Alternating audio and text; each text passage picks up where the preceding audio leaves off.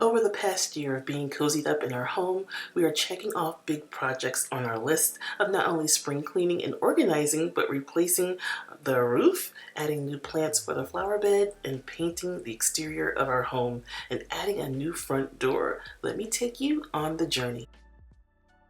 Replacing our roof is what started this trickling effect of all of our projects.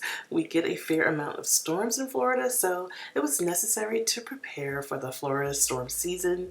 My plan was to always update the exterior of our home after we finished the updates inside. And the time is now, you guys. I love the dark color of our shutters in the garage door, so we left that the same. We just added a fresh, lighter color of paint to the body of the home.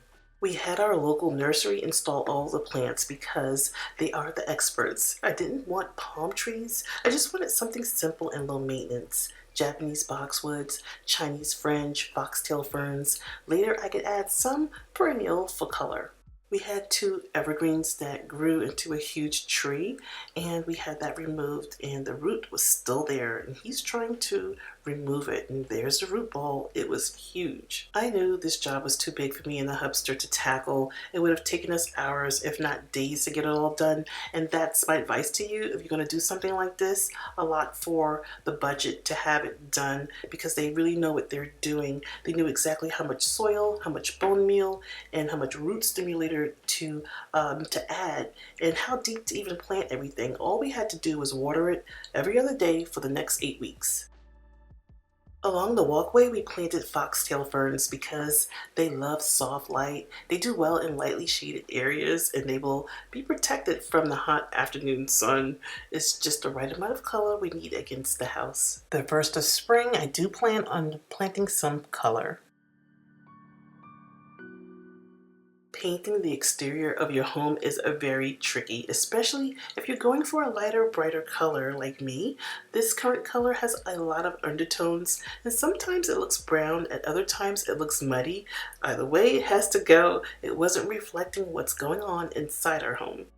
Our painter suggested Simply White by Sherwin Williams. It's a very popular color. It's a warm white with a very subtle yellow undertones. It sometimes can be noticeable but not obnoxious.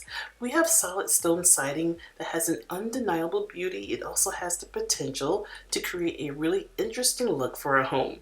Our painter said that we should seal our stone. That helps with repelling water and nothing is soaking into the mortar. At this point, the house is already painted, but my doors came in kind of late, so they have to come back and paint the doors. And I want to shout out to my mom. Thank you, Mom, for babysitting our house while the installers installed our door, while my husband and I were living our best life. I love you, Mom. Double front doors are a great choice if you want to make a big statement, and it offers a grand entrance for your family or friends. But on a practical level, double doors are larger in size, so they can create a wider opening to accommodate bulky furniture, and appliance people, they just love it. It makes their job so much easier. Our doors are by Jeld-Wen, and they are 10 feet tall with 6-panel double pane windows that are very, very thick and very, very strong. We chose a contemporary style handle set hardware that looks amazing with this style door. Now here's a tip: if you're looking to replace your front door, paint it yourself. They wanted $1,700 just to paint the door. You heard me right, you guys. $1,700. No thank you. Dark clove is a similar color to our old doors. We kept the door and the trim color the same to tie in with the stone on our home. We fell in love with the exterior of our home all over again. It's fresh and bright, and it really enhanced all of the little details. We have a 3-car garage. Here's a still of this side of our home. The paint on the garage has a wet look that I love, and our paint is commercial grade, which will last a very long time, but it will cost more than traditional house paint. The glass on the door came clear, which I love, but for privacy reasons, I need to have them covered. For $60, I got my decorative window that gives me the look of etched glass. It can be trimmed to fit any window size. It's easy to install with no glue or adhesives, and it can be easily removed. I saved over $1,800 doing it ourselves. Drawing attention to this big blank wall, I have these iron planters that I got from the flea market for like $5 or $10 each, and I love them. You create such a style statement. Planters are very personal. There are so many ways you could mix and match planters. It all comes down to the look you're trying to achieve. My goal is to create a look that's not only inviting, but it has to complement our home. The landscape looks amazing. The foxtail ferns just pop against the light backdrop. Here's a nighttime view of our home.